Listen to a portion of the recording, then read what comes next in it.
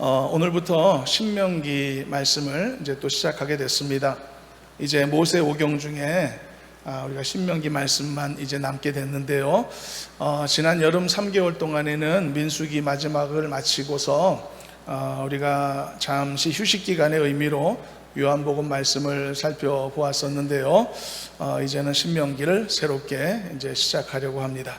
이 부분도 좀 긴 여정이 될 수 있겠습니다만, 이제 필요할 때 요한복음과 같은 다른 부분들도 조금씩 이제 살펴보면서 이렇게 진행을 하려고 생각하고 있습니다. 이 시간에는 먼저 신명기의 서론이라고 할 수 있는 기본적인 내용을 먼저 살펴보고 오늘의 주제를 간단히 함께 보도록 하겠습니다. 신명기는 한자 의미로는 하나님의 계명을 더 자세히 설명해 주는 책이다, 그런 의미를 갖고 있고요. 이 신명기의 영어 표현은요, 디우터로노미라고 했어요. 아주 좀 낯설고 어려운 단어인데요. 70인역 성경, 헬라어 구약 성경이죠. 그 성경에서 차용된 이름을 사용하고 있는 것이라 하겠고요. 이것은 제2의 율법이다, 이런 의미를 담고 있습니다. 이 신명기 내용은 뭘까요? 신명기 내용은 전체적으로 모세의 마지막 설교다, 이렇게 말할 수 있겠습니다. 그래서 신명기 내용의 대부분은요, 어떤 사건이나 해프닝, 스토리 이런 걸 중심으로 이루어진 진술이 아니고요, 그냥 진술 그리고 가르침 이런 것을 중심으로 이루어져 있습니다. 그리고 이제 이 마지막 설교가 이루어진 장소는 어딘가, 이미 살펴본 민수기 내용에 대부분의 후반부의 무대가 되었었던 곳이 있었는데요, 모압 평지라는 곳입니다. 이 모압 평지는 강만 건너면 바로 요단 강만 건너면 가나안 땅이 있었던 바로 그 모압 평지에서 신명기가 이제 진술되었던 것이고요. 그러니까 모세로서는 자신의 마지막 사역 그리고 자신의 마지막 생을 이제 마무리하는 바로 그 시점, 그 지점에 신명기가 작성되었다는 뜻이 되겠습니다. 그래서 모세는 정말로 이제 내 인생도 내 사역도 이제 마지막이구나라고 하는 생각에 감회가 젖어 지난 40년 전체를 돌아보는 그런 세월들을 회상하는 시간을 가졌던 겁니다. 자, 그렇다면 그 시점에서 다시금 지난 40년을 회상하는 이 작업이 과연 필요했던 작업이었을까요? 모세라는 사람 개인의 입장으로만 보게 된다면 당연히 이런 과거의 회상이 아주 의미 있는 시점이었을 겁니다. 앞에서 언급했듯 모세는 이제 자기 생을 마무리하는 상황이었으니까요, 어떤 사람도요, 어떤 일일도요, 그 일이 마무리되거나 어떤 사람의 생이 마무리될 때는 과거를 돌아보며 점검하는 일이 굉장히 의미를 가질 때가 많이 있거든요. 그렇기 때문에 모세가 죽기 전에 지난 날을 회상하는 것은 의미가 있는 것은 맞지만, 그러면 나머지 백성들에게도 이 작업이 의미가 있다라고 말할 수 있을까요? 우리가 과거를 혹시 회상하는 이 모세의 마지막 설교 내용이 젊은 이스라엘 백성들의 입장에서는 이런 표현해서 좀 그렇지만 나이 많은 노인의 고리타분한 설교처럼 인식되지는 않았을까요? 결국은 다 지난 옛날 이야기들이니까요. 사람이 나이가 많아지게 되면 옛날 이야기들을 많이 하게 된다 하지 않습니까? 게다가 한 번 했던 말 두 번, 세 번 반복하기도 하는 그런 모습이 있기도 하지 않습니까? 물론 모두가 다 그런 건 아니지만, 그러나 여러분, 이 40년간의 과거의 회상, 그게 신명기인데 이 회상은 모세에게는 물론이고요, 나머지 젊은 이스라엘 백성들에게도 매우 필요했던 부분이었습니다. 왜냐하면 그들 중에는요, 그 출애굽의 그 긴박한 과거 역사, 그리고 광야에서의 그 고생스러웠던 시간들을 직접 겪어보지 못했던 신세대들이 많이 있었기 때문입니다. 그들은 출애굽 당시 아주 어려서 기억에 가물가물하거나 또는 아직 태어나기도 전이었던 사람들이었기에 출애굽 그 기간에 담겨있던 수많은 하나님의 역사하심에 대해 생생한 기억이 없는 사람들이었죠. 그래서 이와 같은 지난 날에 대한 회상은 모세에게도 유익했지만 그들에게도 유익했다라고 말할 수 있겠습니다. 게다가 이제는 이 신세들이 뭘 해야 될 사람이냐, 가나안에 진격해서 이스라엘 땅을, 이 가나안 땅을 차지해야 되는 마지막 미션을 수행해야 될 장본인들이었기 때문에 그들이 이 마지막 소명을 완수하기 위해서는 그동안의 스토리들을, 그동안의 역사를 깊이 숙지하는 것이 굉장히 그들에게도 중요한 부분이었던 것이죠. 여러분, 후세대들이 이제 요단강 건너 가나안 땅을 차지하기 직전에까지 올 수 있었던 것은, 이 모든 준비가 마무리될 수 있었던 것은 무엇 때문이었을까요? 그리고 누구 때문이었을까요? 오래전에 그들의 조상들과 맺으신 하나님의 언약이 있었기 때문이었고, 또 가까이로 보게 되면 용감하게 믿음으로 결단해서 애굽을 탈출하는 큰 결단을 내렸던 그들의 부모 세대들이 있었기 때문이 아니겠습니까? 물론 부모들이 다 잘했던 것은 아니죠. 부모들에게도 그 세대에도 과오들이 다 있었지만은, 그래도 그 부모들은 40년 전에 말이죠, 이 출애굽을 하기로 결단하는 그 엄청나게 어려운 결심을 해냈던 사람들이었고, 잘했든 못했든지 간에 광야 40년 그 고생스러운 세월을 버티고 견뎠던 사람들이 아닙니까? 자식들의 입장으로 보면 그런 부모님의 세대들이 고마울 수밖에 없었던 것이죠. 그러므로 이 중요한 역사는 반드시 후세대들에게 교육되어야만 했던 것입니다. 그리고 잊어져서는 안 되었던 것이죠. 그런 의미에서 오늘 우리에게도 주어진 이 신명기 광야 40년의 회고의 말씀은 우리들에게도 의미가 있다, 우리들에게도 중요한 부분이다, 그런 결론이 되겠습니다. 자, 그렇다면 신명기 저자는 누구일까요? 이 신명기 저자는 모세인 것이 분명합니다. 무엇보다 성경 자체가 신명기 저자가 모세라는 사실을 밝히고 있고요. 참고로 복음서에도 보면은 예수님께서 말씀하실 때 신명기 말씀을 인용하신 적이 있었거든요. 그때도 모세의 저술이 신명기라는 사실을 거의 기정사실화하신 모습을 보면서도 이것은 더 이상 논란의 여지가 없다라고 결론을 내리겠습니다. 그러므로 이제 신명기 장소적 저술, 이 저술의 장소적 이 개념, 이것은 또 어디인가 우리가 다시 한번 정리하고 서론을 마치겠습니다. 1절 말씀을 한번 잠깐 다시 읽어보시도록 하겠습니다. 1절 읽어봅니다. 이는 모세가 요단 저쪽 숲 맞은편에 아라바 광야 곧 바란과 도벨과 라반과 하세롯과 디사합 사이에서 이스라엘 무리에게 선포한 말씀이니라. 자, 1절은 백성들에게 이 말씀이 선포된 장소가 어디인지 구체적으로 잘 정보가 제공되어 있는데, 여러분 앞서 말씀했던 것처럼요, 이 신명기 내용의 1차 자료는 기록물이 아닙니다. 이 구술된 설교입니다. 한마디로 사도 요한이나 사도 바울처럼 자리 잡고 작정하고 앉아서 글을 써내려간 그런 식으로 만들어진 책이 아니라는 것입니다.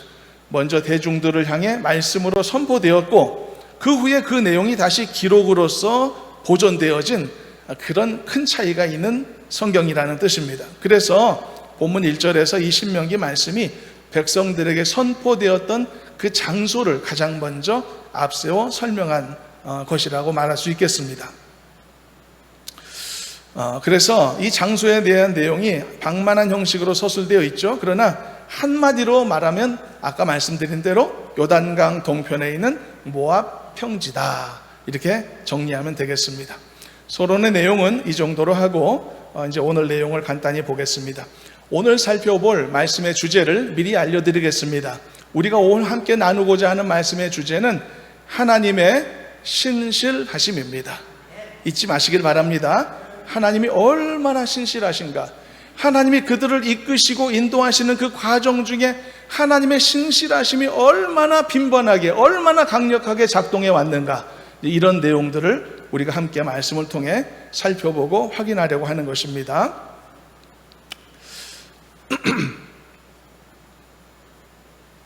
자, 이제 말씀을 한번 보도록 하겠습니다. 2절 말씀 먼저 한번 읽어보고 말씀을 시작하겠습니다.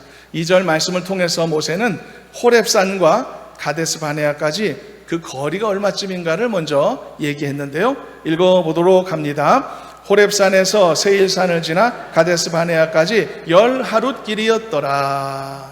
자, 11일 동안 걸어가야 될 거리, 그런 거리죠. 호렙산이 어디죠, 여러분? 이스라엘이 출애굽한 후에 약 1년간 머물렀었던 땅입니다. 산입니다. 그곳에서 율법과 십계명을 받았던 시내산과 동일한 산을 가리킵니다. 그러면 가데스 바네아는 어디죠? 우리가 민수기에서 여러 번 봤던 적이 있는데요. 이스라엘이 가나안 땅으로 최대한 가까이 가서 12명의 정탐꾼을 보냈었던 장소가 가데스 바네아입니다. 그런데 이 호렙산과 가데스 바네아 사이의 거리가 며칠 거리라고요? 10하루 거리라고 얘기하고 있는 거죠. 그렇다면 모세가 이 사실을 먼저 밝힌 이유가 어디에 있을까요? 그들이 맨 처음에 출발했던 호렙산, 그리고 40년 만에 도착한 가데스 바네아까지가 왜 10하루 길이었다라고 설명하고 있을까? 그만큼 여러분, 광야와 이 가나안 땅이 굉장히 가까이 있었다는 것을 알려주는 것이 아닙니까? 요즘 근래에요, 시내산의 정확한 위치에 관한 그런 논란이 조금 있기는 하는데요. 그 자세한 내용을 지금 다룰 것은 아니지만 공교롭게도 정확하게 시내산으로 주장되고 있는 두 지점이 모두가 다 지금 가데스 바네아와의 거리에서 보게 되면 거리가 거의 동일한 것을 알 수가 있습니다. 그러니까 어쨌든 시내산이 둘 중 어느 곳이라 하더라도 가나안 땅과 굉장히 가까웠다, 10하루 거리였다라는 것은 변하지가 않는다는 뜻이 되겠죠. 그런데도 불구하고 이스라엘은요, 그들의 불순종으로 인해서 40년 동안이나 광야에서 방황을 해야만 했던 것입니다. 어떻게 이런 일이 일어났을까요? 여러분, 어리석은 인간은 불순종을 감수하면서까지 자기 고집을 펼치고 싶어하는 욕구를 가지고 있습니다. 불순종의 행위 그 자체가 목적이기 때문에 그런 일을 행하는 일은 많지는 않습니다. 그런 일이 없지는 않지만은 대놓고 방황하고 대놓고 저항하는 그런 사람들도 간혹 있긴 하지만 대부분은 그렇지 않습니다. 그런데도 불구하고 왜 인간이 결국은 불순종하는 선택을 하게 되느냐? 그 이유는요, 자기의 고집대로 하는 그 선택이 자기에게 훨씬 좋고 자기에게 유익하다라고 하는 어리석은 신념들을 갖고 있기 때문인 것입니다. 그렇지만 보십시오, 자기 자신을 과신하는 이런 어리석은 인간의 신념이라고 하는 것은 단 11일 만에 갈 수 있는 거리를 40년이라는 기간까지 그렇게나 길게 늘릴 수도 있을 만큼 매우 안타까운 결과를 만들기도 한다는 사실입니다. 굉장히 의미심장한 교훈이 아닙니까? 여러분, 그래서요, 우리는 우리 자신들의 신념에 매몰되지 않도록 주의해야 되는 것이고 오직 하나님을 의지하고 신뢰하기로 결심하는 그런 삶을 살아야만 하는 것입니다. 여러분, 우리 모두가 다 예수님을 믿는 사람들이죠. 우리가 예수님을 믿기로 우리가 결단하고 신앙 고백도 하고 선택하고 이 길을 가고 있지 않습니까? 왜 우리가 예수 믿습니까? 우리가 세상 사람들보다 미련하고 더 못나서 더 유약해서 예수 믿는 것인가요? 그렇지 않습니다. 우리는 우리의 신념과 우리가 가지는 판단들이 얼마든지 어리석은 결과를 가져올 수 있다는 그 사실을 깊이 직시하고 그리고 이해하고 있는 보다 성숙한 사람들이 되었기 때문에, 그래서 우리를 바른 길로 인도해 주실 예수 그리스도를 믿고 의지하기로 결심했던 것입니다. 그리고 우리를 인도하시는 이 바른 길은요, 인생길에만 해당되는 바른 길이 아니라 영생길에도 해당되는 바른 길이라는 사실입니다. 그래서 우리는 더더욱 우리의 육체뿐만이 아니라 우리의 영혼까지도 온전히 믿고 맡길 수 있는 예수 그리스도를 믿는 성도가 되어 살기로 결심하고 이 길을 가고 있는 것입니다. 우리가 만일 세상에서 잘 되는 길만 택하면 좋겠다라고 하는 욕구를 가졌다면, 내 인생길만 잘 되면 되지, 그런 생각만 가졌다면 딴 생각 해봤을 수 있을지도 모르겠습니다. 그러나 우리는 인생길만 잘 되기를 바라는 것이 아니라 우리의 영생길도 잘 되기를 바라는 마음의 간절함이 있기 때문에, 이런 간절함을 가진 사람은 반드시 예수님을 따르고 그리고 예수님을 의지해야 된다는 사실인 것이죠. 우리는 그 길을 가고 있는 그리스도인들인 것입니다. 사랑하는 여러분, 여러분들에게도 인생길에도 바른 길을 제공하시고 영생길에도 바른 길로 여러분들을 인도하실 예수님을 온전히 믿고 의지하는 참된 신자로 살아갈 것을 다시 한번 재차 결심하고 다짐하는 복된 삶 되기를 주님의 이름으로 축원합니다. 이제 본문 5절부터요. 모세는 40년 전 이스라엘 백성들이 호렙산에 머물렀던 때로부터 시작되는 긴 설교 말씀을 이제 시작하게 됩니다. 6절 말씀을 보면 하나님이 호렙산에 머물고 있었던 이스라엘을 일으켜서 가나안 땅으로 가라, 전진해라 명령하셨다는 사실을 밝혀주고 있고요. 본문 7절 말씀을 보면 하나님께서 이스라엘에게 가야 될 목적지까지도 분명하게 특정하여 알려주셨다는 사실도 말씀하고 있고요. 그리고 8절을 보시면 이 모든 하나님의 계획과 이 명령하심이 그냥 이루어진 게 아니고 오래전 수백 년 전 그들의 조상들과 맺으신 하나님의 언약에 기인했다라고 하는 사실을 분명하게 알려주고 말씀하신 셈이 되었습니다.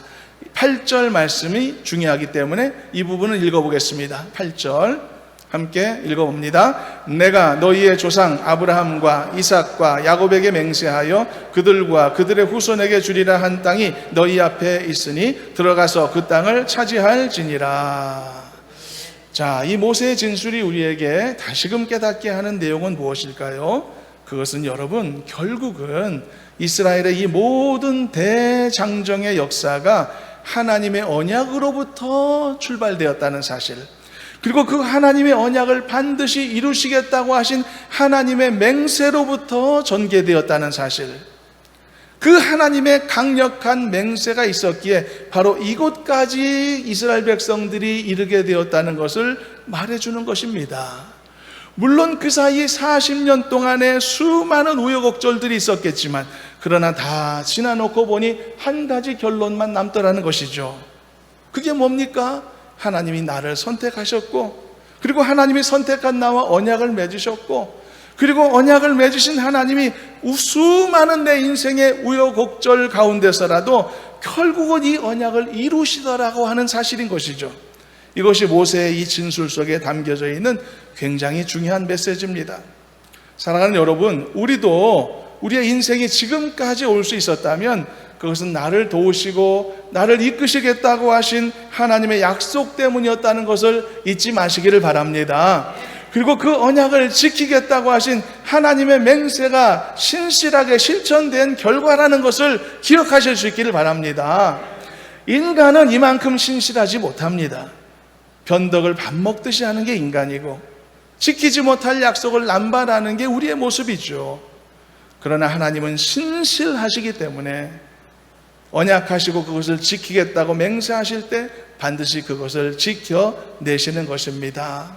오늘 말씀의 주제가 뭐라고 했죠? 하나님의 신실하심입니다. 바로 이런 부분들에서 이 하나님의 신실하심이 드러나게 되는 것이죠.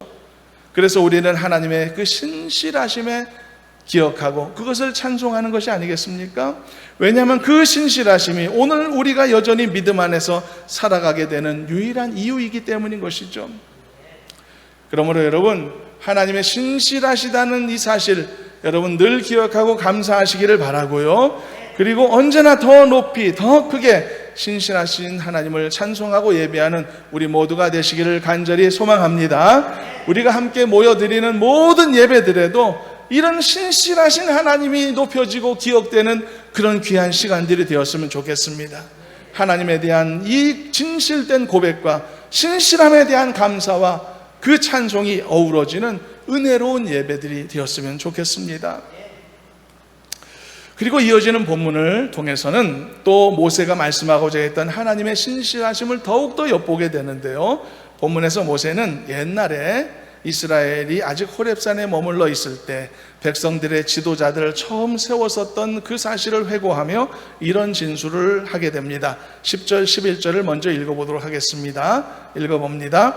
너희의 하나님 여호와께서 너희를 번성하게 하셨으므로 너희가 오늘날 하늘의 별같이 많거니와 너희 조상의 하나님 여호와께서 너희를 현재보다 1000배나 많게 하시며 너희에게 허락하신 것과 같이 너희에게 복 주시기를 원하노라. 이 모세의 진술 속에서 우리가 볼 수 있는 의미심장한 표현이 한 가지가 나오는데요. 그것은 모세가 이스라엘 백성들을 가리키며 뭐라고 했냐면 너희가 오늘 하늘에 별과 같이 많아졌다, 이런 진술입니다. 이게 우리에게 무엇을 암시하는 것일까요? 이것은 여러분, 하나님께서 저 옛날에 아브라함에게 하셨던 언약이 성취되었음을 알려주는 선언적 말씀과도 같은 것입니다. 이 언약은 민족적 의미의 성취를 말합니다. 아브라함의 자손이 하늘의 별과 같이 많다, 이것은 아직은 영적인 의미로서 따로 성취가 이어지고 있는 것이고, 민족적 의미로서의 성취는 이루어졌다라고 지금 모세가 선언한 셈이 된 것입니다. 하나님이 아브라함에게 하나님을 모르고 우상 숭배에 젖어 있던 그를 향해 너 고향을 떠나라고 말씀하시면서 내가 너의 자손을 하늘의 별과 같이 바다의 모래와 같이 많게 하리라고 약속하신 바가 있었죠.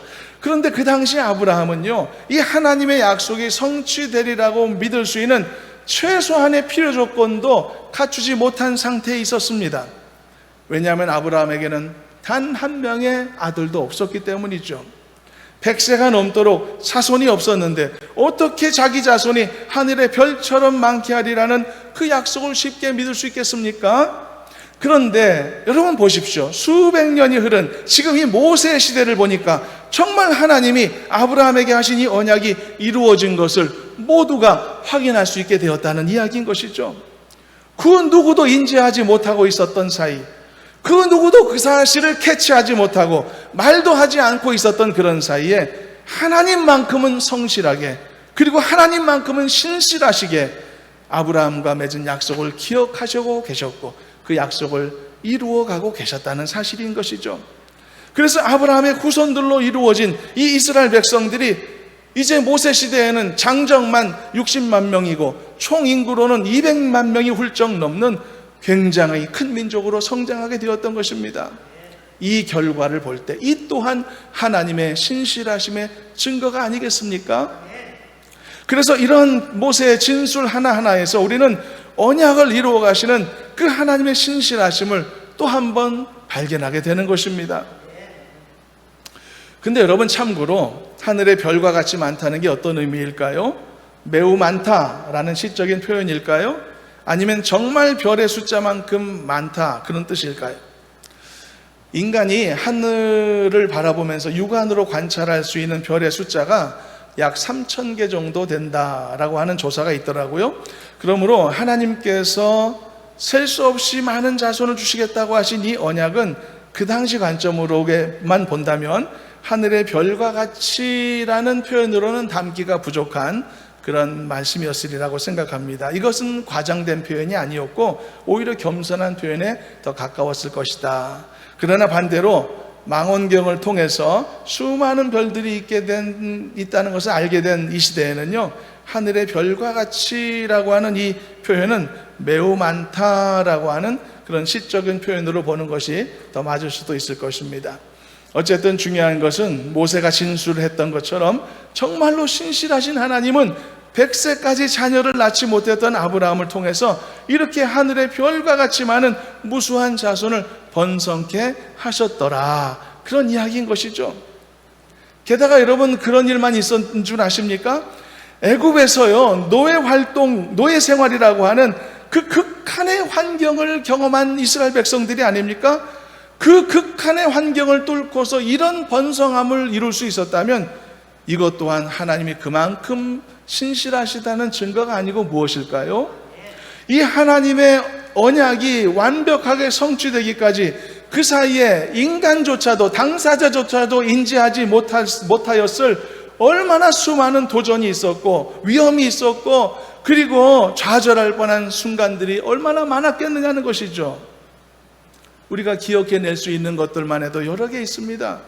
가장 먼저는요, 아브라함 자신이 그 도전에 대한 좌절의 위험을 갖고 살았지 않았습니까?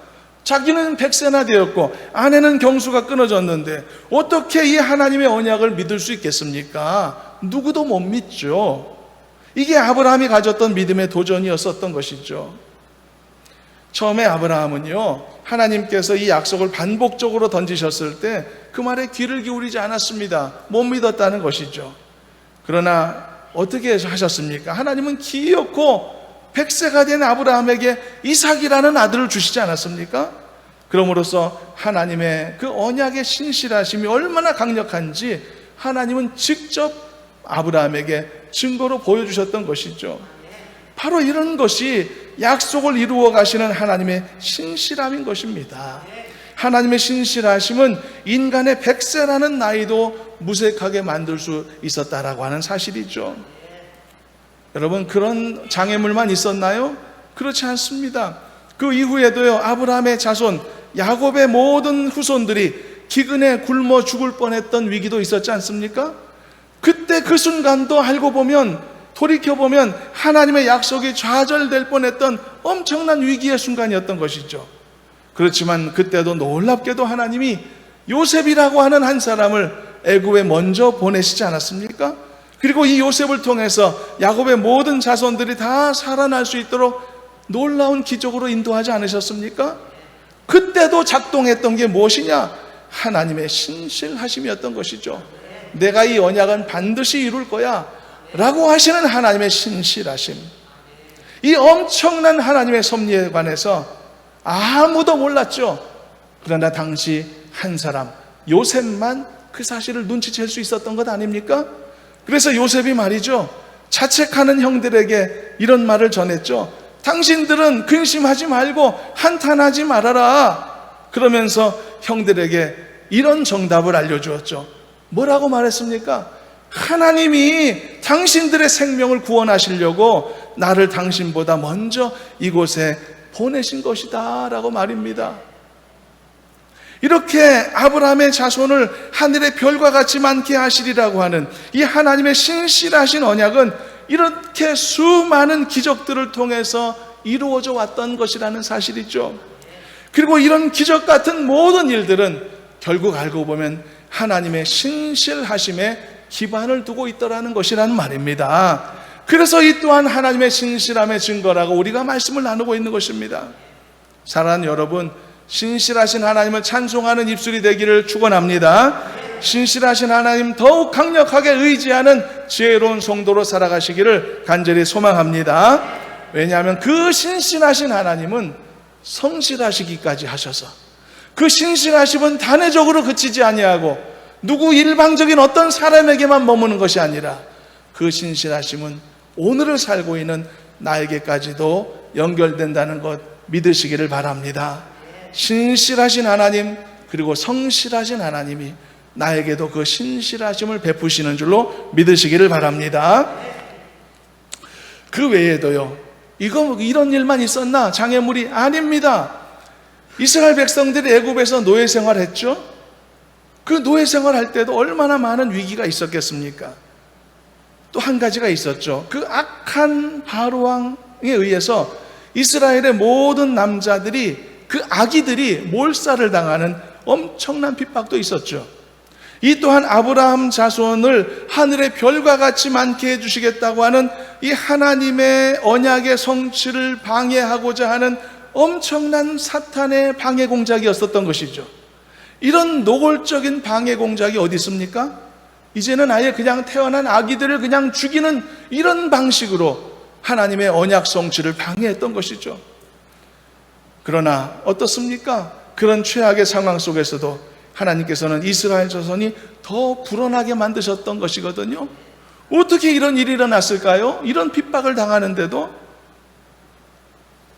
당시에 산파들도 고백하기를 히브리 여인은 애굽의 여인들과 같지 않아서 산파가 도착하기도 전에 미리 해산을 마치는 여인들이었다, 그런 기록도 있지 않습니까? 여러분, 이게 무엇 때문일까요? 이런 게 신체적 조건 때문이었을까요? 진짜로 히브리 여인들은 애굽 여인들보다 훨씬 더 출산에 용이한 그런 신체적 구조를 가졌기 때문이었을까요? 여러분, 그렇다고 말할 수 있는 어떤 증거도 존재하지 않습니다.